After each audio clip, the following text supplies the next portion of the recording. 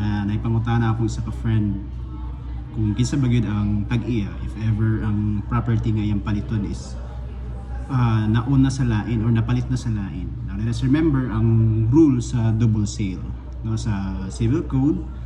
Ang gibotang diha niingon nga if ang subject sa double sale is real property, no, kung kinsa ang una maka pa-register, no, sa registry of deeds in good faith, sa iya ang ownership mo vest sa property.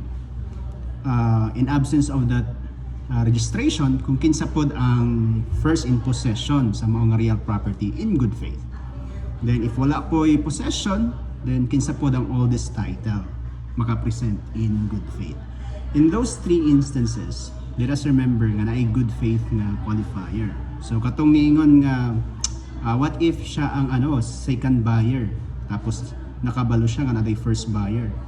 So therefore, if ang second buyer is ni-buy sa property and ihang gi-register, no, sa registry of deeds, pwede na i-contest sa first buyer nga dili mo vest sa ihang ownership because in the very first place ang second buyer was in bad faith, no, kay nakabalo naman siya nga na ay first buyer pero paghihapong gipalit. Now another example, if kano sa mahimong owner ang second buyer, if ever wala siya nakabalo, no, wala siya kabalo nga gipalit na ang property sa first buyer tapos wala po'y annotation or memorandum of encumbrance dito sa title sa registry of deeds, kumbaga limpyo gid siya nya, wala gi-process dayon sa first buyer, and here comes the second buyer.